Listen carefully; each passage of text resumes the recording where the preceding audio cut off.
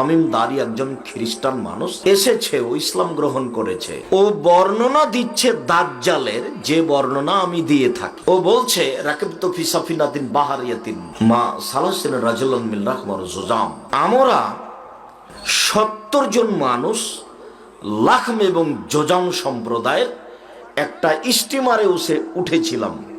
ফাল্লাইবা বিনাল মাউজু feel বাহারে Saharan. স্টিমারে উঠার সাথে সাথে এমন ঝড় বৃষ্টি উঠল, 1 মাস যাবত স্টিমার আমাদেরকে এই সাগরে নিয়ে খেললো। ঝড় বৃষ্টির কারণে আমরা সাগরের কোনো প্রান্তে কিনারায় যেতে পারলাম না। ফারফাইলা জাজিরাতিন হিনা তাগরিবুস শামস। 1 মাস পরে কোন একদিন সন্ধ্যার সময় স্টিমার এক পাশে গিয়ে লাগলো। ফাজালাসনা ফি আকরাবিস সাফিনা। তো স্টিমারে ছোট ছোট নৌকা থাকে, আমরা ছোট ছোট নৌকাতে উঠে বসলাম। কেন? গভীর পানিতে স্টিমার ঠেকে যায়। ফালাকিয়াতনা দাব্বা আহলাবু কাসিরুস সার লা ইদরা মিন কবলিহি মিন দুবরিহি বিকাসরাতি সার। হঠাৎ একটা প্রাণীর সাথে দেখা হলো, যে প্রাণীর গায়ে এত লোম, লোমের কারণে বোঝা যায় না কোথায় তার মুখ আর কোথায় তার পিছন। গায়ে এত লোম, লোমের কারণে বোঝা যায় না কোথায় তার মুখ আর কোথায় তার পিছন। আমরা বললাম, মানান্তি তুমি কে? তখন বলছে, আনাল জাসাসা, আমি হচ্ছে সিআইডি, গোয়েন্দা, আমি কথা বহন করি। ফারফাইলা জাজিরিতান ফারফাইলা দায়রিন ফি রাজুল ইয়াস্তাকিলা খাবারিকুম।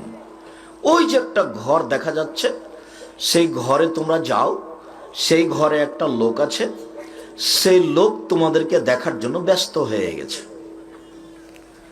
তো আমরা দৌড়িয়ে সেখানে চলে গেলাম। ফাইজা ফিহি ইনসানুন আযীম মা রাআইতু মিসলাহু খালকান কাত্ত। দেখি সেখানে বিশাল মানুষ, এত বড় মানুষ আমাদের জীবনে আমরা কখনো দেখিনি। তার হাতকে গলার সাথে পায়ের নিচ দিয়ে জিজির দিয়ে জড়িয়ে বাঁধানো আছে। ফায়াসুবু বাইনাস সামাই ওয়াল আরজি, লাফ দিয়ে আকাশে উঠে যাচ্ছে, আবার নিচে পড়ে যাচ্ছে, লাফ দিয়ে আকাশে উঠে যাচ্ছে, আবার নিচে পড়ে যাচ্ছে। দৃশ্য দেখে অবাক হয়ে গেলাম, এ কি কথা, এমন মানুষ তো কোনোদিন দেখিনি। আর এইভাবে লোহার শিকল দিয়ে বাঁধা আছে, হাত পাকে গলার সাথে জড়িয়ে আটকানো আছে। তো এরকম মানুষ তো কোনোদিন দেখিনি। আমরা বললাম, মানান্তা তুমি কে? তখনও বলছে, ইন্নাকুম কাদাতুবনি আখবারিনি মানান্তুম। আরে তোমরা তো আমি কে এটা জেনেই যাওয়া, তোমরা বলো তোমরা কারা? আমরা বললাম, নাহানু নাসুল আরব, আমরা হচ্ছে আরবের মানুষ। যেমন আমরা বলেছি আমরা আরবের মানুষ, তখন আমাদেরকে বলছে, আখবিরুনিয়ান নবীল উম্মিন, নিরক্ষর নবী সম্পর্কে আমাকে বলো তো, নিরক্ষর নবীর ঘটনা কি? তা আমরা বললাম, এখন তিনি মক্কা থেকে মদিনায় পালিয়ে গেছে। তার অবস্থা কি? তা আমরা বললাম যে তার অবস্থা হলো বালতি। বালতি মানে আগে ইদারার পাশে বালতি থাকতো, তো যার পানি পান করার প্রয়োজন সে বালতি ইদারায় নামাতো, পানি পান করার পরে আবার ইদাটা পানির পাশে, ইদারার পাশে বালতিটা রেখে চলে যেত। আর একজন আসতো, তখন আবার ও বালতিটা নিয়ে ইদারায় নামিয়ে পানি উঠিয়ে পানি পান করে চলে যেত। তো বালতিটা একবার এই মানুষের হাতে, বালতিটা একবার ওই মানুষের হাতে। চাঁপাই নবগঞ্জের ভাষাতে ডোল, ডোল বালতি। ঠিক আছে। তো তার অবস্থা হলো বালতি। তার মানে একবার তিনি জয়ী হয়েছেন বদরের যুদ্ধে, একবার আমরা জয়ী হয়েছি ওহুদের যুদ্ধে। তারপরে আমাদেরকে বললেন, আর নাখলে বাইশান, বাইশান গ্রামের খেজুর গাছের কথা। সেই খেজুর গাছে কি খেজুর ধরে?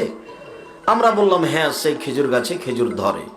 তখন বলল যে এমন একদিন আসবে এই খেজুর গাছ থাকবে না, খেজুর গাছে খেজুর ধরবে না। তখন আমাদেরকে জিজ্ঞাসা করলাম, বহেরাতি তাবারিয়া, ইরাকে একটা বিল আছে, জলা বিল তাবারিয়া,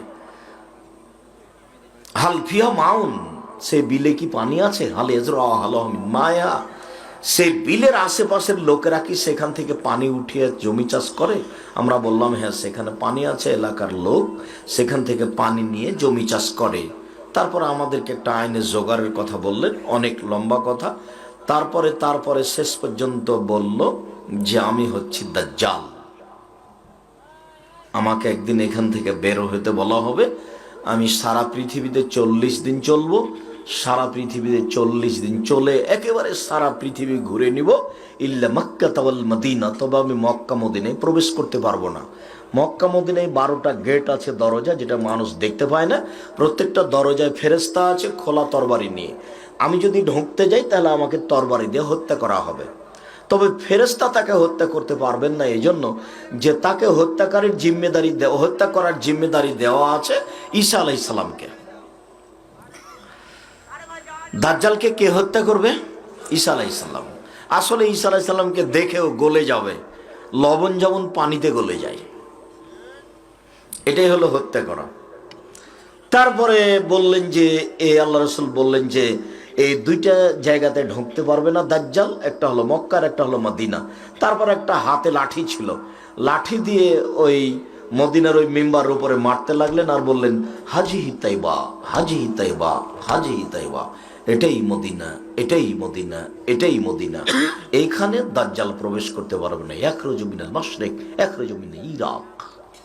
সে দাজ্জাল বের হবে পূর্ব দিক থেকে, দাজ্জাল বের হবে ইরাক থেকে, দাজ্জাল বের হবে পূর্ব দিক থেকে, দাজ্জাল বের হবে ইরাক থেকে। কোথা থেকে বের হবে তা নিশ্চিত তিনি বললেন না, তবে দাজ্জাল এক পর্যায়ে বের হবে কথা তিনি বললেন। একটা লম্বা হাদিসের একটু সারমর্ম আপনাদের সামনে শোনাচ্ছিলাম, যেখানে প্রথমে সূচনাতে একটা কথা ছিল যে রাসূল সাল্লাল্লাহু আলাইহি সাল্লাম কথা বলা শুরু করলে সাহাবীগণকে কি বলতেন? বসতে বলতেন। কাজেই বসা সম্ভব হলে যারা যেখানে আছেন দাঁড়িয়ে আলোচনা শোনার চেষ্টা করবেন না, আমাদের পক্ষ থেকে বিনীত অনুরোধ। কিছুক্ষণ কষ্ট হলেও বসে থেকে আলোচনা শোনার চেষ্টা করবেন। আপনাদের আমরা কিছু না কিছু উপকার করব ইনশাল্লাহ। আর এইটা আপনাদের খুব স্পষ্ট জানা আছে যে আমার জীবনে আমি কোনোদিন কেসা কাহিনী বলিনি। আমার এই 31 বছর জীবনে আমি কোনোদিন অপ্রয়োজনীয় কোনো বাক্য, অপ্রয়োজনীয় কোনো কথা বলিনি। 31 বছর জীবনে আমি কোনোদিন কাউকে সামনে রেখে কারো বিরোধিতা করে কথা বলা প্রয়োজন মনে করিনি। সম্মানিত দিনী ভাই বোন, কাজেই আপনারা যে যেখানে আছেন বসে হোক দাঁড়িয়ে হোক, সম্ভব যদি বসা না হয় তাহলে দাঁড়িয়ে হলেও গুরুত্বপূর্ণ আলোচনা শোনার জন্য চেষ্টা করবেন। আল্লাহ আপনাদের তৌফিক দান করুক। আল্লাহুম্মা আমিন। আল্লাহুম্মা সাল্লি ওয়া বারিক আলাইহি। প্রথম অংশ আপনাদের সামনে বলছিলাম বসে আলোচনা শোনা। দ্বিতীয় অংশ আপনাদের সামনে বলছি যে রাসূল সাল্লাল্লাহু আলাইহি সাল্লাম দিন প্রচারের ব্যাপারে খুব কঠোর সতর্কবাণী পেশ করেছেন। তাতে তিনি বলেছেন একটা হাদিস, আবু হুরায়রা রাদিয়াল্লাহু তাআলা আনহু বলেন রাসূল সাল্লাল্লাহু আলাইহি ওয়াসাল্লাম বলেছেন, কাফা বিল মারই কাযিবান ইউহাদ্দিসু বিকুল্লি মা সামিয়া।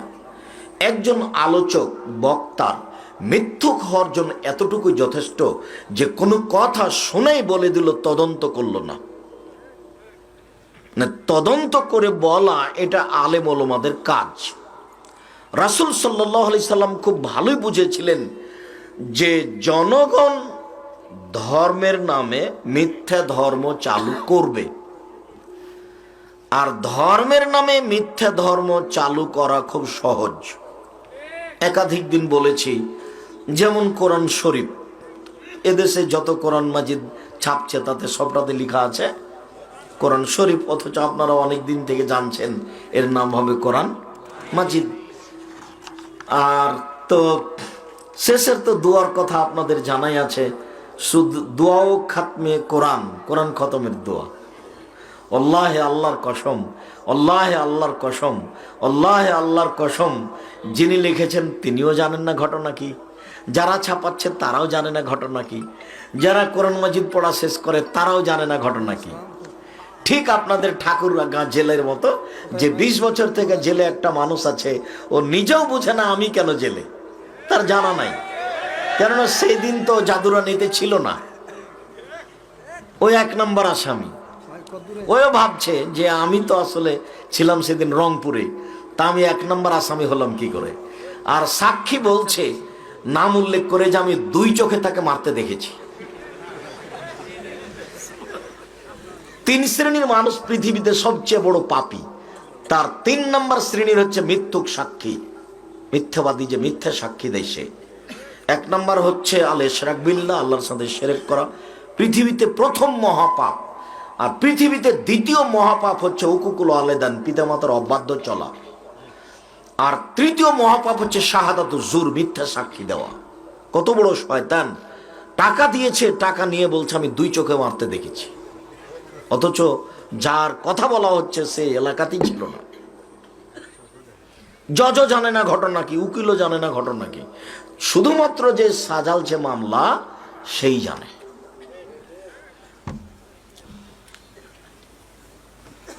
তো ঠিক এরকমই কোরআন মাজিদের গায়ে শেষে দোয়া লিখে দিল।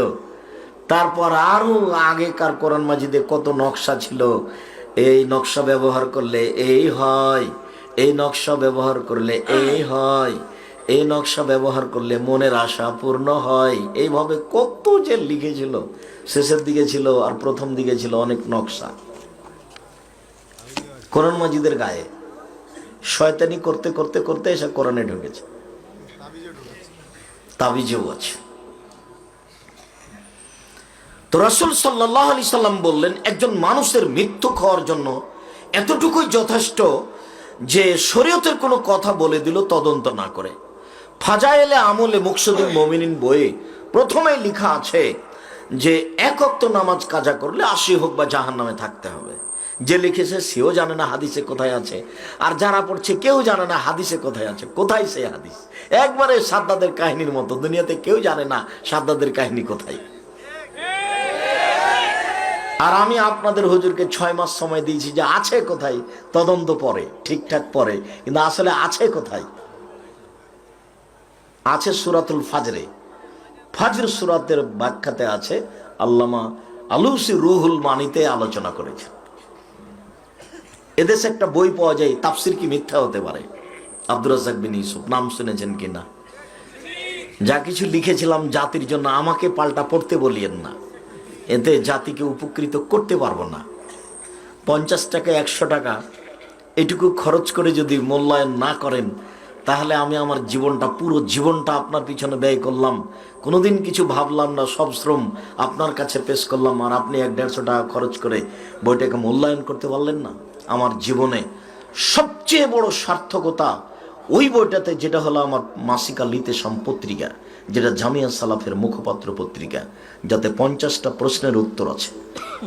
যেমনভাবে আমি জামিয়া সালাফিয়ার জন্য জীবন বাজি রেখে মানুষের কাছে তার আলোচনা পেশ করছি, আল্লাহর কাছে দোয়া প্রার্থনা করছি, ঠিক তেমনি মাসিকা লিতেশাম পত্রিকার জন্য জাতিকে বলে যাচ্ছি, এর কোনো ত্রুটি হলে জাতিকে জবাব দিতে হবে, আমাকে তার জবাব দিতে হবে না। আপনারা আব্দুল্লাহর মিন্নাতুল বারী পড়েন, আব্দুল্লাহর বই আমিও পড়ি, মিন্নাতুল বারী, ব্যতিক্রম বুখারীর ব্যাখ্যা ভূমিকা আপনারা পড়েন, সবাই পড়েন, আমিও পড়ি। এর সাথে সাথে আমাদের যেগুলো কিছু সেবা, সেগুলো আপনাকে আমি মূল্যায়ন করার জন্য অনুরোধ জানাই। তার একটা তাফসির কি মিথ্যা হতে পারে, তাফসির কি মিথ্যা হতে পারে, পড়ে দেখেন, ওখানে এই ঘটনা আছে। সাদ্দাদের কাহিনী, সাদ্দাদ কিভাবে জান্নাত বানালো, একবার নগদ মিথ্যা কথা। কেউ জানে না ঘটনা কোথায় আছে, কেউ পড়েও না। সম্মানিত দ্বীনী ভাই বোন, এইভাবেই শরীয়ত বিকৃত হয়ে আছে, কেউ তদন্ত করে না। আব্দুল্লাহ ইবনে আমর রাদিয়াল্লাহু তাআলা আনহু বলেন, রাসূল সাল্লাল্লাহু আলাইহি সাল্লাম বলেছেন, বাল্লিগু আন্নী ওয়ালা আয়া, পৃথিবীর মানুষ আমার একটি কথা জানা থাকলে অন্যকে বলো। এই কথা আল্লাহ রাসূল বললেন, আলেম ওলামাকে বললেন, পৃথিবীর মানুষ আমার একটি কথা জানা থাকলে অন্যকে বলো, তবে আন্নী, আমার কথাটা আমার হতে হবে। 2, ওয়া হাদ্দিসু আন বানী ইসরাঈল ওয়ালা হারাজ, বানী ইসরাঈলের কাহিনী বলো, কোনো দোষ নেই। বানী ইসরাঈলের কাহিনী কি? হাজার হাজার বছর পূর্বে যেটা ঘটেছে তার নাম বানী ইসরাঈলের কাহিনী। যেমন আপনাকে একটা শোনাই, যে ইশতারা রাজুলুন মিন রাজুলিন আকারান, একটা লোক একটা লোকের কাছে জমি কিনে নিয়েছিল। ফাওয়াজাদা ফি আকারিহাল জাররা, তো যে জমি কিনে নিয়েছে সেই জমি চাষ করতে গিয়ে একটা স্বর্ণের পাতিল পেয়েছে, পাতিলে স্বর্ণ আছে। এখন জমি ক্রেতা স্বর্ণের পাতিলটা বিক্রেতার কাছে নিয়ে গেছে, বিক্রেতার কাছে নিয়ে গিয়ে বলছে, খুশ জাহাবাকা মিন্নি, আপনার স্বর্ণ আপনি নেন। ইস্তারে তো মিনকাল আরদ অলমাত্তা মিনকাল যাহাব, আপনার কাছে তো আমি জমি কিনেছি, স্বর্ণের পাতিল তো কিনিনি, এটা নেন। তখন জমি বিক্রেতা বলছে, বেতুলার জমা ফিহা, আমি জমি বিক্রি করেছি, জমিতে যা ছিল সবই বিক্রি করেছি, আমি স্বর্ণের পাতিল নিব না। তখন দুইজন মিলে একজন বিচারকের কাছে গেল, পরে যা হলো হলো। এইটা হলো বানি ইসরায়েলের কাহিনী, সত্য কাহিনী। তো আল্লাহ নবী বললেন, বানি ইসরায়েলের কাহিনী বলো, কোনো দোষ নেই। কিন্তু 3 নম্বর বাক্য তিনি কি বললেন? বললেন যে মান কাযাবা আলাইয়া মুতাআম্মিদান ফালিয়াতাবাওয়া মাকআদাহু মিনান নার, কেউ যদি কোনো কথা আমার নামে বলে, সেই কথা যদি আমার না হয়, তাহলে তার থাকার জায়গায় জাহান্নাম। হুজুর যত বড়ই হোক, জুব্বা যত বড়ই হোক, পাগড়ি যত বড়ই হোক, আল্লাহুম্মা সাল্লি আলা সাইয়্যিদিনা মাওলানা নাবিয়ানা মুহাম্মদ, এই দুরূদ যদি রাসূলের না হয়, তাহলে হুজুরের কি হবে? কাউকে বলা লাগবে না, কোনো বিবরণ লাগবে না। পাগড়ি যত বড়ই হোক, জুব্বা যত বড়ই হোক, বিবরণ যতই জোরালো হোক না কেন, সারা পৃথিবীর মানুষকে যদি বিবরণে বক্তব্য দিয়ে কাঁদিয়ে দেয়, মুখে যা বলেছে সেটা যদি রাসূলের না হয়, তাহলে ফলাফল জাহান্নাম। এই কথা মুহাম্মদ সাল্লাল্লাহু আলাইহি সাল্লাম বলেছেন, হাদিস বুখারী মুসলিম। বুখারী মুসলিম মানে আম গাছে জাম ধরতে পারে, ধরে না, অমাবস্যার রাতে চাঁদ উঠতে পারে, উঠে না, সুয়ের ছিদ্র দিয়ে লাঙ্গলের ফল ঢুকতে পারে, ঢোকে না, সুয়ের ছিদ্র দিয়ে লাঙ্গলের ফল ঢুকে যেতে পারে, আম গাছে জাম ধরে যেতে পারে, অমাবস্যার রাতে চাঁদ উঠে যেতে পারে, এগুলো ঘটে যেতে পারে। আমি যা বললাম এই কথাতে সন্দেহ আছে বলে কিয়ামত পর্যন্ত চেষ্টা করলে সরিষা ঢোকানো যাবে না। যা বলছি তাই থাকবে, তার নাম বুখারী মুসলিম। তিনি বলছেন, পৃথিবীর মানুষ, আমার একটি কথা জানা থাকলে অন্যকে বলো। একটি কথা জানা আছে কি? একটা লোককে দেখছি বাম হাতে চা খাচ্ছে, তো বাম হাতে খায় কে? শয়তান। বাম হাতে কে খায়? শয়তান। বাম হাতে কে পান করে? শয়তান। আব্দুল্লাহ ইবনে উমর রাদিয়াল্লাহু তাআলা আনহু বলেন, রাসূল সাল্লাল্লাহু আলাইহি সাল্লাম বলেছেন, লা ইয়াসরাবান্না আহাদুকুম বিশিমালিহি ওয়া লা ইয়াসরাবান্না বিহা ফাইন্না শাইতানা ইয়াকুলু বিশিমালিহি ওয়া ইয়াশরাবু বিহা। অবশ্যই অবশ্যই তোমাদের কোনো ব্যক্তি যেন বাম হাতে না খায়, বাম হাতে পান না করে, কেননা শয়তান বাম হাতে খায়, শয়তান বাম হাতে পান করে। চোখে পড়লো আপনার যে আপনি কাউকে বাম হাতে খেতে দেখছেন, কয়টা গাছের মালিক ভিক্ষা করে খায়, বাপও ভিক্ষা করছিল, একটা ঠেলা গাড়িতে নিয়ে চলে গেছে ঢাকা শহরে, বাপ বেটা রানী সঙ্গল থেকে ঠাকুরগাঁ থেকে, বেটা পিছন থেকে ঠেলছিল আর বাপ আগে আগে ঠেলছিল। কিভাবে হঠাৎ করে ধনী হয়ে গেছে, বাড়ি 2-3টা করেছে, বাম হাতে চা খাচ্ছে। শয়তানের কোনো শেষ নাই। ধনী মানুষ তো উসমান রাদিয়াল্লাহু তাআলা আনহু। তো রাসূল সাল্লাল্লাহু আলাইহি ওয়াসাল্লাম যা বললেন, আমার একটি কথা জানা থাকলে অন্যকে বলো। একটি কথা জানা থাকলে কি? একটা লোক বাম হাতে চা খাচ্ছিল, বললাম যে না, ডান হাতে খেতে হবে। আপনি জানেন, এটা বলে দিবেন। আপনার বাচ্চাটা আপনার বাড়িতে বাম হাতে খাচ্ছে পানি, আপনাকে বলতে হবে ডান হাতে খাও আব্বু, ডান হাতে খাও, ডান হাতে খাও, এই কথা বলতে হবে। ও হাদিসুন বানি ইসরাইল আল্লাহ হারাজ, বানি ইসরায়েলের কাহিনী বলো, কোনো দোষ নাই। যেমন একটা কাহিনী বললাম। 3 নম্বর বাক্যে বললেন, কেউ যদি কোনো কথা আমার নামে বলে, সেই কথা যদি আমার না হয়, তাহলে তার থাকার জায়গায় জাহান্নাম। এখন কোরআন মাজিদের শেষে এত লম্বা দোয়া দেখেন, আরবিতে লেখা আছে, হেডলাইন বড় অক্ষরে লেখা আছে, দোয়া ও খাতমিল কোরআন। তো এই দোয়া যদি নবীর না হয়, তাহলে কি হবে? জাহান্নাম। কাউকে বলা লাগবে না, কারো বিবরণ লাগবে না, রাসূল সাল্লাল্লাহু আলাইহি সাল্লাম এভাবে বলেছে। অতএব হক বলাও যত জটিল, হক মানাও তত কঠিন। হক বলাও যত জটিল, হক মানাও তত কঠিন। হক বলা জটিল কেন? এদেশের মাটিতে প্রায় 3 লক্ষ জাল জয়ীফ হাদিস আছে, মানুষের বানানো। আমাদের বাড়িতে আছে 10,000। টাকার গায়ে লেখা আছে, চাহিবে মাত্র ইহার বাহককে দিতে বাধ্য থাকিবে। 10,000 জাল জয়ীফ হাদিস আমি যে কোনো সময় দেখানোর জন্য প্রস্তুত রয়েছি। যেগুলো রাসূলের নামে চালু করে দেওয়া আছে, অথচ রাসূল সাল্লাল্লাহু আলাইহি ওয়াসাল্লাম তা বলেননি। কত নিবেন আপনি তার প্রমাণ? আপনাদের সব অন্টু এর বই যেগুলো আমি আপনাকে দেখিয়েছি, যে ঈদের মাঠে গিয়ে আল্লাহ রসুল দেখলেন একটা ছেলে কাঁদছে। ও ছেলে, তুমি কাঁদো কেন? আমি এতিম। তখন আল্লাহ রসুল বলেন, আমিও এতিম ছিলাম। এ বলে ছেলেটাকে কোলে নিলেন। কোলে নেওয়ার পরে আয়েশার কোলে দিলেন। আয়েশা তাকে নতুন পোশাক পরালেন। ছেলেটা খুশি হয়ে গেল। আর আয়েশা রাদিয়াল্লাহু তাআলা বাড়িতে ফকিরে ভিক্ষা পায় না, আর তাকে নতুন পোশাক পরালেন। অবাক কথা। একাধিক সহিহ হাদিস, আয়েশা রাদিয়াল্লাহু তাআলা আনহার বাড়িতে ভিক্ষা নেই, মানুষের খাওয়ার কোনো ব্যবস্থা নেই।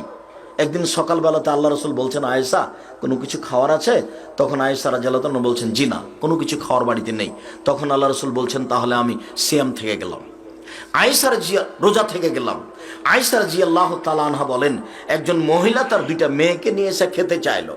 আমি বাড়ি একবারে তন্ন তন্ন করে তল্লাশি করলাম, একটা খেজুর ছাড়া বাড়িতে কিছুই ছিল না। আমি খেজুরটা মহিলার হাতে দিলাম। মহিলার খেজুরটাকে দুই টুকরা করে, এক মেয়েকে এক টুকরা দিল, আর এক মেয়েকে এক টুকরা দিল। মেয়েটা কিছুই খেলো, মহিলাটা কিছুই খেলো না, বাচ্চা দুটো নিয়ে চলে গেল। আল্লাহ নবী আসলেন। তখন আমি আল্লাহ রসুলকে বললাম, আল্লাহর নবী, একজন মহিলা এসেছিল দুইটা মেয়ে বাচ্চা নিয়ে। তো মেয়ে বাচ্চাটার জন্য ওরা খেতে চাইলো সে, কিন্তু আমি বাড়ির তল্লাশি চালিয়ে দেখলাম একটা খেজুর ছাড়া বাড়িতে আর কিছুই নেই। একটাই খেজুর মহিলার হাতে দিয়ে দিলাম। মহিলা খেজুরটা দুই টুকরা করে দুই বাচ্চাকে দিল, নিজে কিছু খেলো না। তখন আল্লাহ রসুল বলছেন, আয়েশা শোনো, কেউ যদি দুইটা মেয়ে লালন পালন করে, দুইটা, তাহলে সে আর আমি জান্নাতে এভাবে থাকবো। তখন আঙ্গুল দুটি জমা করে দিলেন। আয়েশা শোনো, কেউ যদি এতিম লালন পালন করে, তাহলে সে আর আমি জান্নাতে এইভাবে থাকবো। তখন আঙ্গুল দুটি পাশাপাশি করলেন, তবে একটু ফাঁকা রাখলেন। বুঝাতে পারিনি কথা? কেউ যদি এতিম লালন পালন করে, সেই লোকটা আর আমি মুহাম্মদ সাল্লাল্লাহু আলাইহি সাল্লাম জান্নাতে একসাথে থাকবো। একসাথে দেখা দিকে ওই আঙ্গুল দুটাই দেখালেন। তখন কেমন করে দেখালেন? একটু ফাঁকা। কথা মনে থাকবে না মনে হয়। আর কেউ যদি দুইটা মেয়ের লালন পালন করে, বিবাহ শাদী দিয়ে দেয়, বাপের জিম্মেদারি হিসাবে লালন পালন করে, তাহলে সেই বাপ আর মুহাম্মদ সাল্লাল্লাহু আলাইহি সাল্লাম জান্নাতে একসাথে থাকবেন। তখন পড়িয়ে নিয়ে আসতে হয়, তিতা লাগলেও মিঠা লাগলেও তার সাথেই চলতে হবে। আর যদি বোঝা যায় যে চলা যাবে না, তাহলে সংসার ছিন্ন করতে হবে। ঝুলন্ত অবস্থায় থাকার কোনো সুযোগ নেই। স্বামীকে মেনেই চলতে হবে যে কোনো মূল্যে, তিতা লাগলেও মিঠা লাগলেও। 4 আহসানাত ফারজাহা, জেনায় লিপ্ত হলো না। জেনায় লিপ্ত হলো না, এরকম 4টা কাজ যদি কেউ করে, তাহলে তার জন্য জান্নাতের সব দরজা খোলা। এই বৈঠকে উপস্থিত দিনী বোনদেরকে আমি বলছি একটা কথা। এখানে এই মেয়ে, কথা বলছো কেন? চুপ থাকো। আমরা এখানে কথা বলছি, এখনো তো ঢং ঢং করে এসেছো, ঢং ঢং করে চলে যাওয়া, এত গল্প কেন?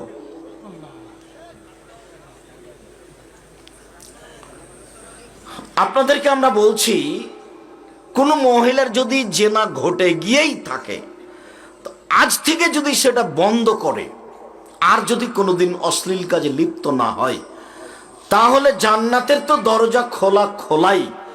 আল্লাহ তাআলা বলছেন, ওয়ানাহা নাফসা আনিল হাওয়া ফাইনাল জান্নাতা হিয়াল মাওয়া। কেউ যদি নিজেকে অশ্লীল অন্যায় কাজ থেকে বিরত রাখতে পারে, আমি আল্লাহ তাকে জান্নাতুল মাওয়া দিয়ে দিলাম। এটা আল্লাহর ওয়াদা। এটা সমস্ত পুরুষ, সমস্ত নারীর জন্য একটা বিশাল পাওয়া। যেই ব্যক্তি এই অশ্লীল কাজ থেকে নিজেকে ঠেকাতে পারবে, তার জন্য জান্নাতুল মাওয়া আছে। এটা আল্লাহ তাআলার আম ঘোষণা। 4টা কাজ করেন, জান্নাতে চলে যাবেন, এরকম সুযোগ কোনো পুরুষ মানুষ নেই। কোন পুরুষ মানুষ 4টা কাজ করে জান্নাতে চলে যাবে, এরকম কোনো হাদিস পৃথিবীতে নেই।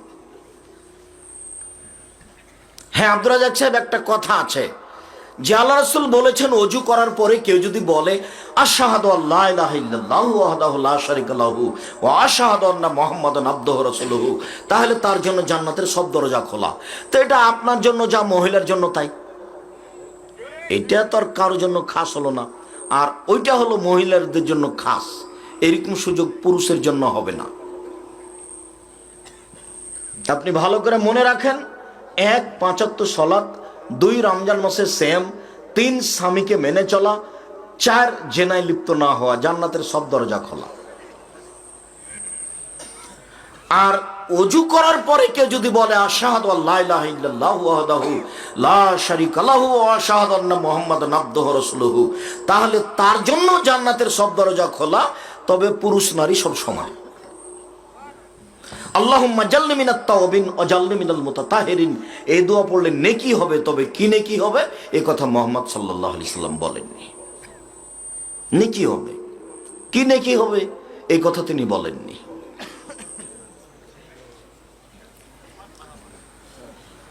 সম্মানিত দিনী ভাই বোন, আমরা এখানে আলোচনা শেষ করে দিলাম যে এই দেশে আমার বুঝ অনুযায়ী, আমার তদন্ত অনুযায়ী 95% জন বক্তা মিথ্যু। আমি বলিনি ইনি মিথ্যু, এরকম আমি নির্ধারণ করিনি বিগত 31 বছরে। আপনি যদি বলতে চান যে আমার বক্তার মিথ্যা দেখান, তো তখন আপনাকে দেখাবো। আমার বুঝ অনুযায়ী, আমার তদন্ত অনুযায়ী 98% জন মুফাসসির মিথ্যু। আমি বলিনি ইনি মিথ্যু। তবে কোরআন তার প্রমাণ, কিভাবে মানুষ এভাবে মিথ্যা দোয়া কোরআনের গায়ে লিখে দিতে পারে। আরো কত কথা প্রথমে বা শেষের দিকে বাংলাতে লেখা আছে, এই সূরা পড়লে এই হয়, এই সূরা পড়লে এই হয়। এগুলো না, এদেশে একটা বই পাওয়া যায় কে বড় লাভবান, তাতে একটা আলোচনা আছে কোরআন তেলাওয়াতকারী। কোরআন তেলাওয়াতকারী কি কি করলে নেকি পাবে, কোন কোন আয়াতে তা স্পষ্ট করা আছে। এদেশে একটা বই আছে উপদেশ, উপদেশ বই একটা আলোচনা আছে কোরআন তেলাওয়াতকারী কে কোন সূরা পড়লে কি হবে। তার একটা বলা আছে কে যদি রাতে সূরা মুলক পড়ে তাহলে কবরের শাস্তি হবে না। 4টে কাজে কবরের শাস্তি হবে না। 1, কেউ যদি জুমার দিন মারা যায়, বৃহস্পতিবারের দিন শেষ হয়েছে, সূর্য ডুবে গেছে, এখন জুমা শুরু হয়ে গেছে। শুক্রবারের দিন সারাদিন পার হয়ে গেল, যেমন সূর্য ডুবলো এখন শনিবার শুরু হয়ে গেছে। তাহলে কি বুঝলেন, বৃহস্পতিবারের দিন যাওয়ার পরে সূর্য ডোবার পর থেকে নিয়ে শুক্রবার সূর্য ডোবা পর্যন্ত এই পুরাটা সময় হলো কি জুমার দিন, শুক্রবার। এই সময়ের মধ্যে কেউ যদি মারা যায় তাহলে তার কবরের শাস্তি হবে না বলে রাসূল সাল্লাল্লাহু আলাইহি সাল্লাম উল্লেখ করেছেন।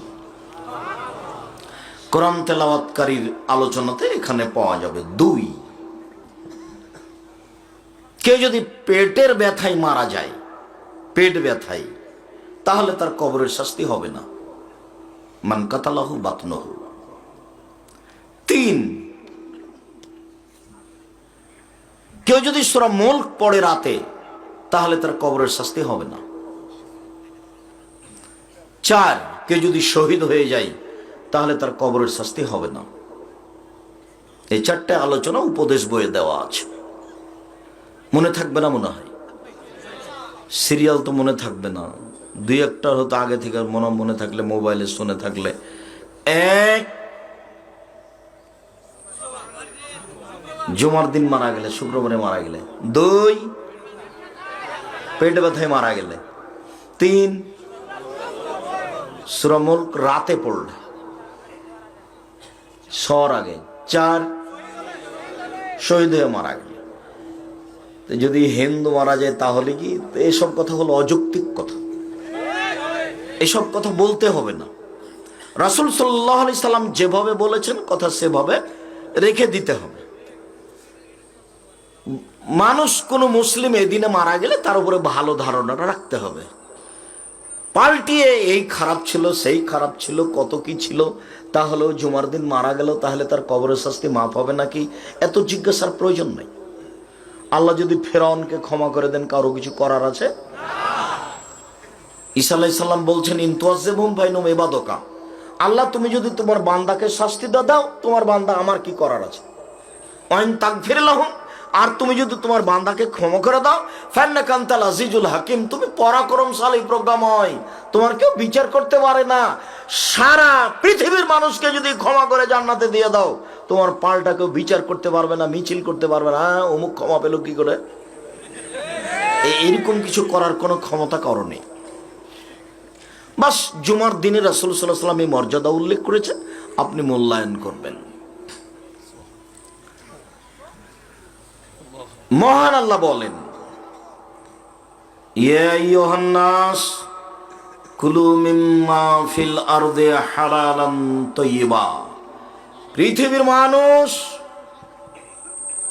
হিন্দু, মুসলমান, বৌদ্ধ, খ্রিস্টান, যার নাম মানুষ, মাটিতে যে শস্য উৎপাদন হয় তার হালালটা তোমরা খাও।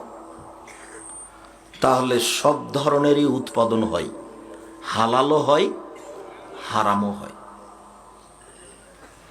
আল্লাহ তাআলা বলেন, ইয়া আইয়ুহাল্লাযীনা আমানু কুলু মিম্মা ফিল আরদি হালালান তাইয়্যিবা। পৃথিবীর মোমেন পুরুষ নারী, আমি তোমাদের যে রুজি দিয়েছি তার যেটা হালাল সেটা খাও। তাহলে অনেক রুজি আছে যেটা হারাম। সিগারেটের গায়ে ক্ষতি হারাম ঘোষণা করে বিক্রি করা হয়, এটা আবার একটা আশ্চর্য খাদ্য। সবাই জানছে তার ক্ষতি, তারপরও মানুষ খায়। আমরা অবশ্য বিড়ি সিগারেটকে সরাসরি মদ ঘোষণা করেছি, আর পাল্টে জিজ্ঞাসা করার কোনো সুযোগ নেই। রাসূল সাল্লাল্লাহু আলাইহি সাল্লাম বলেছেন, তিন শ্রেণীর মানুষ জাহান্নামে যাবে। তিন শ্রেণীর মানুষ জাহান্নামে যাবে। এক, মধুমিনুল খামর, যারা বিড়ি, তামাক, জর্দা, সিগারেট, গুল, নেশাদার দ্রব্য খায়, পান করে, তারা জাহান্নামে যাবে। যারা বলছে যে না ওইভাবে সাড়া দিতে হবে না, যারা বলছে যে বিড়ি হারাম, তার প্রমাণ কোথায়? বিড়ি যে মদ, তার প্রমাণ কোথায়? সিগারেট যে মদ, তার প্রমাণ কোথায়? জর্দা যে মদ, তার প্রমাণ কোথায়? তো জর্দা যে মদ, এটাই যদি কোরআন মাজিদে আর হাদিসে লেখা থাকে, তাহলে কিয়ামত পর্যন্ত কত মদ সৃষ্টি হবে তার নাম যদি কোরআন মাজিদে উল্লেখ থাকে, তাহলে শুধু মদের নামে এর চেয়ে একটা বড় গ্রন্থ হবে। কত নতুন নতুন বের হচ্ছে, কত ইয়াবা আছে, আর কত যে কি আছে, আর গাঞ্জা আছে, আর হিরোইন আছে, হিসাব আছে কত। আর আমি তো বলেছি ঠান্ডা, পেপসি, কোকাকোলা, আর এগুলো সব মদ। তাছাড়া এখন হুজুর জর্দা খাই, আপনার তো খারাপ লাগা উচিত। আপনি দোকানে বসে আড্ডা পিটেন কেন? এখানে সেখানে বসে আপনি পান চান কেন? এ অভ্যাস কেন আপনার? সম্মানিত দিনী ভাই বোন, একটা ভালো মানুষকে যদি হাফ কেজি জর্দা খাওয়িয়ে দেন, তাহলে তার বিবেকের ক্ষতি হবে কি? রাসূল সাল্লাল্লাহু আলাইহি ওয়াসাল্লাম একটা বাক্য বলেছেন, যে বাক্য কিয়ামত পর্যন্ত প্রযোজ্য। তিনি বলেছেন, মাসকারা কাসিরুহু ফাকালিলুহু হারাম। যে জিনিস বেশি খেলে বিবেকের ক্ষতি হবে তার কমও হারাম। তো যে জিনিস বেশি খেলে বিবেকের ক্ষতি হবে তার একটা কণাও হারাম। এমন একটা হাদিস বলেছেন, সব চলবে। বিড়ি, তামাক, জর্দা, সিগারেট, গুল, নেশাদার দ্রব্য, এগুলো খেলে সে জান্নাতে যাবে না। দুই, ওর রাজালাতু মিনান নিসায়ে, পুরুষের বেশধারী নারী, যারা পুরুষের জুতা স্যান্ডেল পরে, যারা পুরুষের শার্ট প্যান্ট পরে, যারা পুরুষের পোশাক পরে, তারা জান্নাতে যাবে না। এটা আল্লাহ রাসূলের ঘোষণা।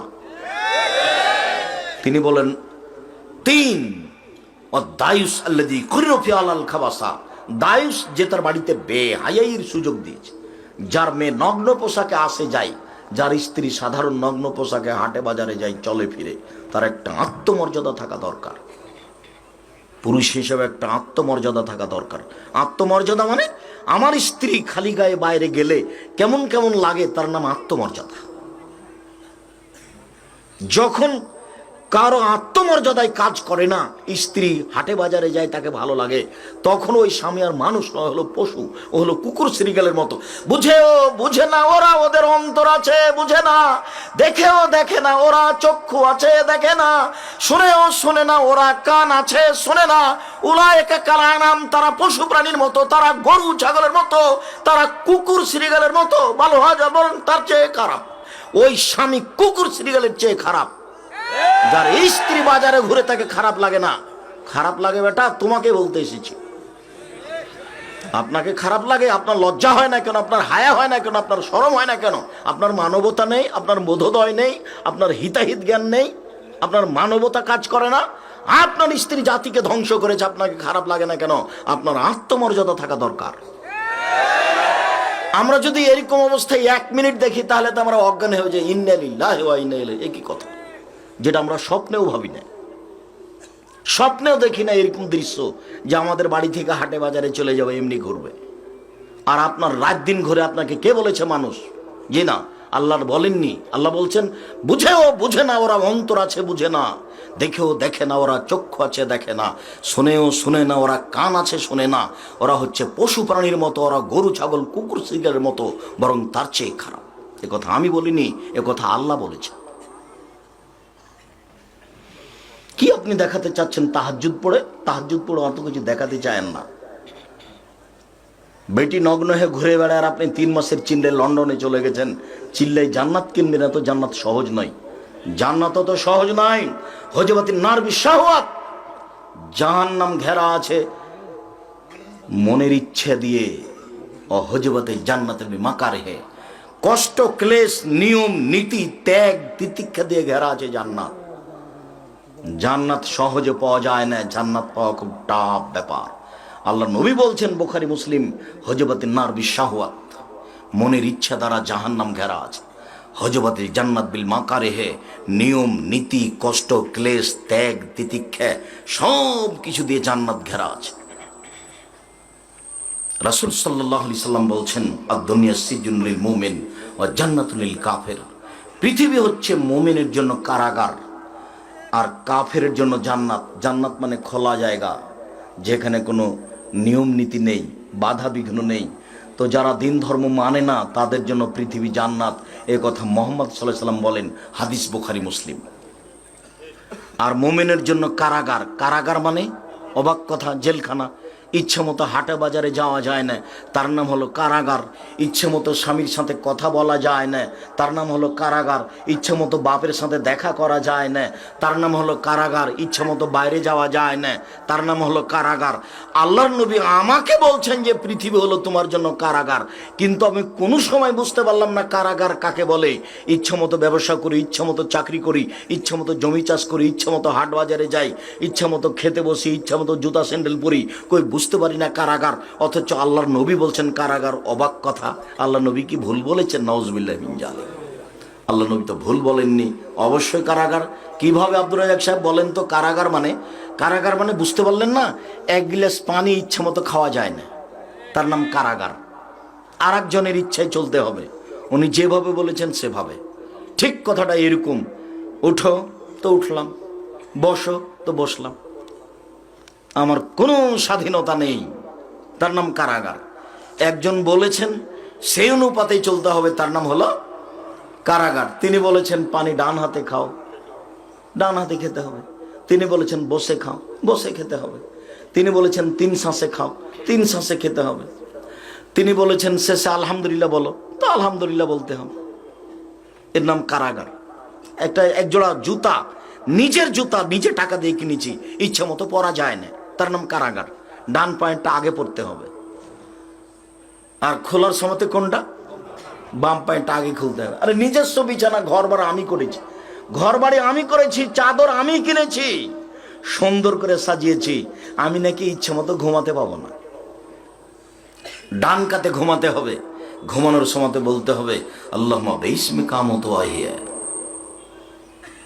আপনার জানা নাই আল্লাহুম্মা আসলামতু নাফসি ইলাইকা? আপনি বলবেন আল্লাহুম্মা আসলামতু নাফসি ইলাইকা ওয়া ওয়াজ্জাহতু ওয়াজহি ইলাইকা ওয়া ফাওয়াজতু আমরি ইলাইকা ওয়া জাতু জাহরি ইলাইকা রাগবাতু রাহবাতান ইলাইকা লা মালজা ওয়া লা মানজা মিনকা ইল্লা ইলাইকা আমানতু বিকিতাবিকা আল্লাযী আনসালতা ওয়া নাবিয়িকা আল্লাযী আরসালতা।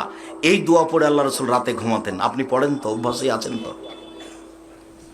কি এতগুলো মানুষ কেউ সাড়া দিচ্ছেন না কেন? আল্লাহ নবী এইটা বলে ঘুমাতেন। আয়েশা রাদিয়াল্লাহু তাআলা আনহার বিবরণ, উজু করে ডান কাতে এই দোয়া পড়ে ঘুমাতেন। তো কোনটা পড়ে ঘুমান? সূরা মুলক পড়ে? অত ছোট বললে হয়?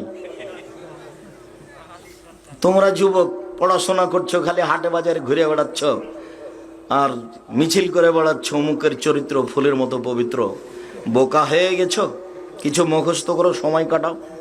আয়াতুল কুরসি পড়ে ঘুমাতে হবে, নইলে সূরা বাকারার শেষ 2 আয়াত পড়ে ঘুমাতে হবে, নইলে সূরা মুলক পড়ে ঘুমাতে হবে, নইলে এই যে বড়টা পড়ে ঘুমাও। আমি আল্লাহুম্মা বিসমি কামত ওয়াহিয়া পড়ে ঘুমানো যাবে না এই কথা আমি বলিনি। এদেশে একটা বই পাওয়া যায়, আইনে রাসূল সাল্লাল্লাহু আলাইহি ওয়াসাল্লাম দোয়া অধ্যায়, এই নাম শুনেছেন এই বইয়ের?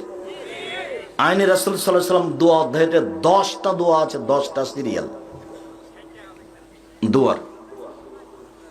16টা স্থান আছে হাত তুলে দোয়া করার, 40টা হাদিস দেওয়া আছে হাত তুলে দোয়া করার, 16টা স্থান আছে হাত তুলে দোয়া করার।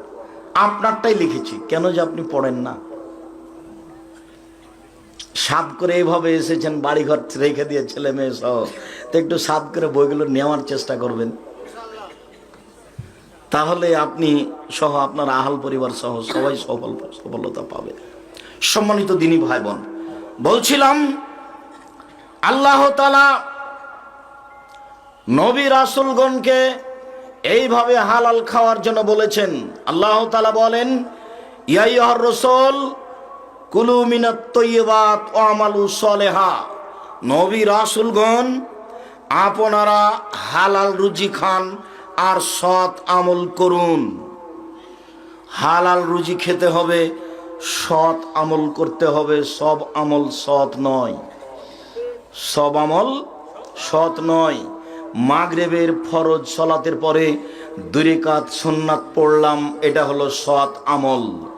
মাগরিবের 3 রাকাত ফরজ সালাতের পরে 6 রাকাত সুন্নাত পড়লাম, এটা আর সৎ আমল নয়।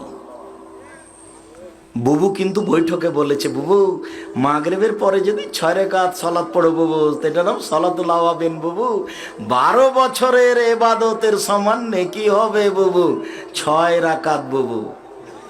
মানে মহিলা বৈঠকই চলবে না, মহিলা বৈঠকই না করেছি প্রায় মিথ্যা কথা, ও দিয়ে চলবে না। 6 রাকাত যদি সালাত আদায় করে নফল মাগরিবের পরে, এটা সৎ আমল নয়। কোরআন মাজিদ পড়া হয়ে গেল, আপনি বলবেন সুবহানাকা আল্লাহুম্মা ওয়া বিহামদিকা আশহাদু আল্লা ইলাহা ইল্লা আনতা আস্তাগফিরুকা ওয়া আতুবু ইলাইক, এটা হলো সৎ আমল। কোরআন মাজিদ পড়া শেষ হয়ে গেল, আপনি বললেন সাদাকাল্লাহুল আযীম, তখন এটা সৎ আমল নয়। আপনি ইস্তিগফারের জন্য বলছেন আস্তাগফিরুল্লাহ আল্লাযী লা ইলাহা ইল্লা হুয়াল হাইয়ুল কাইয়ুম, এটা হলো সৎ আমল। আপনি ইস্তিগফারের জন্য বলছেন আস্তাগফিরুল্লাহ রাব্বি মিন কুল্লি জামবি ওয়া আতুবু ইলাইহি, এটা সৎ আমল নয়।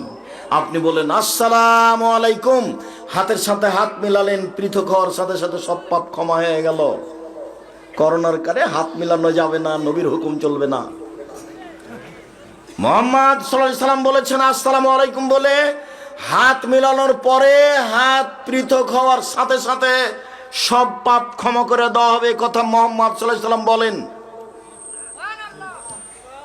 সালামের সময়তে এইটা হলো রাসূলের নিয়ম, সৎ আমল। সালাম দেওয়ার সময়তে কেউ যদি বলে ইয়াগফিরুল্লাহু লানা ওয়া লাকুম, তার সৎ আমল হলো না, এই দোয়া দুনিয়াতে নেই। কিভাবে যে চলছে আল্লাহই ভালো জানে, না আপনি জানেন না হুজুর জানেন, কোথা থেকে এসেছে কেউ জানে না। বিসমিল্লাহ বলে মাটি দিয়ে দিতে হবে, এটা হলো সৎ আমল। কিন্তু আপনি মাটি হাতে করে যদি বলেন মিনহা খালাকনাকুম ওয়া ফিহা নুঈদুকুম ওয়া মিনহা নুখরিজুকুম তারাতান উখরা, তখন এটা সৎ আমল হলো না। পৃথিবীর নবী রাসূলগণ আপনারা হালাল রুজি খান এবং সৎ আমল করুন। আল্লাহ তাআলা সাধারণ জনগণকে হালাল রুজি খাওয়ার জন্য আদেশ করেন। আল্লাহ তাআলা মুমিন পুরুষ নারীকে হালাল রুজি খাওয়ার জন্য আদেশ করেন। আল্লাহ তাআলা নবী রাসূলগণকে হালাল রুজি খাওয়ার জন্য আদেশ করেন। মানুষের জীবনে সবচেয়ে গুরুত্বপূর্ণ কাজ হচ্ছে 5 ওয়াক্ত সালাত। মানুষের জীবনে এর চেয়ে ভিন্ন ধরনের ব্যতিক্রম কোনো গুরুত্বপূর্ণ কাজ নেই। বলতে পারেন মানুষের জীবনে সবচেয়ে গুরুত্বপূর্ণ কাজ কি? মানুষের জীবনে সবচেয়ে গুরুত্বপূর্ণ কাজ হচ্ছে সালাত। সালাত এমন একটা ইবাদত যার উপরে নির্ভর করে অন্যান্য ইবাদত। সালাত আছে তো হজ আছে, সালাত নেই তখন হজ কাটা গেছে। সালাত আছে তো রোজা আছে, সালাত যখন নেই তখন রোজা কাটা গেছে। এ কথাই ঠিক, ইবাদতের জগতে সবচেয়ে দামি ইবাদত দান, শক্তিশালী পাওয়ারফুল ক্ষমতাধর ইবাদত দান। কিন্তু সলাত আছে তখন দানের নেকি আছে, সলাত যখন নেই তখন দানের নেকি নেই। পৃথিবীতে সবচেয়ে ব্যতিক্রম ভিন্ন ধরনের বিরল ইবাদত হচ্ছে সলাত, যার সাথে 5 মিনিটের জন্য আপোষ চলে না। পৃথিবীতে গুরুত্বপূর্ণ দ্বিতীয় কাজ হচ্ছে হালাল রুজি। যখন হালাল রুজি নেই তখন সলাতও নেই। হারাম রুজি যখন, তখন কোনো ইবাদত কবুল হবে না। এদেশের কোনো এনজিওতে, এদেশের কোনো ব্যাংকে চাকরি করে সে টাকা দিয়ে চাউল কিনে ভাত খেয়ে ইবাদত কবুল হবে না, এটাই চূড়ান্ত। শুনুন, আবু হুরায়রা রাদিয়াল্লাহু তাআলা আনহু বলেন, রাসূল সাল্লাল্লাহু আলাইহি ওয়াসাল্লাম বলেছেন, ইয়াতি আলান নাসে জামানুন লা ইউবালিন নাস মা খাজা মিনহু আমিনাল হালাল আমিনাল হারাম। অচিরেই মানুষের উপরে এমন একটা যুগ জামানা চলে আসছে, যে যুগ জামানায় মানুষ বিবেচনা করবে না এইটা হালাল না হারাম, ব্যবসা হালাল না হারাম বিবেচনা করবে না। নেটে ইন্টারনেটে ব্যবসা করবে, সে বিবেচনা করবে না এটা হালাল না হারাম। চাকরি করবে, চিন্তা ভাবনা করবে না সেটা হালাল না হারাম। জমি চাষ করবে, বিবেচনা করবে না এই জমি তার না তার নয়, দাবি করে তার বাপ দাদা দখল করে খাচ্ছে, দলীয় ক্ষমতার বলে জোর করে জমি চাষ করছে, বিবেচনা করে না এই জমি তার কি কার। ক্ষমতার দাপট চিরদিন চলবে না, অর্থের দাপট চিরদিন চলবে না। চলেনি দাপট ফেরাউনের, চলেনি দাপট নমরুদের, চলেনি দাপট আদ সামুদের, চলেনি দাপট কোনো দাম্ভিকের। বিচারের মাঠে যখন জাহান্নাম হইচই লাগাবে, তাহাজ্জুতিন নার, জাহান্নাম আল্লাহর সামনে হইচই লাগিয়ে দিবে, হইচই লাগিয়ে দে বলবে, বেমা উসিরতু বিল মুতাজাব্বিরিন ওয়াল মুতাকাব্বিরিন, আল্লাহ আমার ভিতরে স্বৈরাচারী, স্বেচ্ছাচারী, দাম্ভিক, অহংকারী কেন? তখন আল্লাহ তাআলা বলবেন, জাহান্নাম ইন্নামা আনতি গাযাবি, তুমি হচ্ছে আমার রাগ, তুমি আমার ক্রোধ। ওয়াদেবু বিকি মান আশাউ মিন ইবাদি, তোমাকে দিয়ে শাস্তি দেব আমার বান্দার যাকে ইচ্ছে। যে দাম্ভিক, যে স্বৈরাচারী, যে স্বেচ্ছাচারী, যে জুলুমবাজ, যে ক্ষমতা দেখিয়ে দাপট দেখে সমাজে চলেছে, অসহায় মানুষকে আরো অসহায় করেছে, জোর করে জেল হাজতে দিয়েছে, জোর করে খুন খারাপি করেছে, তাকে আমি তোমাকে দিয়ে শাস্তি দেব, সেই তো তুমি জাহান্নাম। জাহান্নাম তুমি মনে রেখো, সেই তো তুমি জাহান্নাম।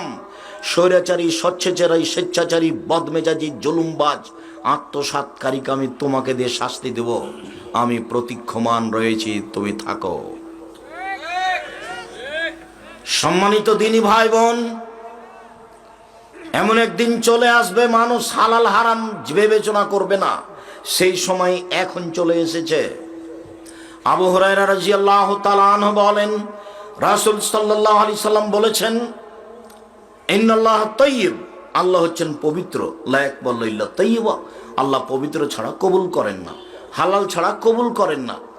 দান হালাল ছাড়া হবে না, সাদাকা যাকাত হালাল ছাড়া হবে না, ইবাদত বৈধ রুজি ছাড়া হবে না।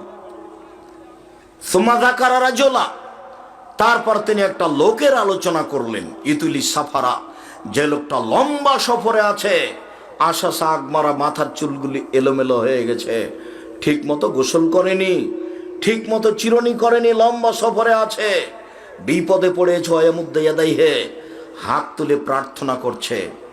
বিপদে পড়ে হাত তুলে প্রার্থনা করতে হয়, কবরের পাশে গিয়ে হাত তুলে প্রার্থনা করতে হয়, ছেলে মেয়ের জন্য হাত তুলে প্রার্থনা করতে হয়, কাবা ঘরে গিয়ে সাফা পাহাড়ে উঠে, মারোয়া পাহাড়ে উঠে হাত তুলে প্রার্থনা করতে হয়।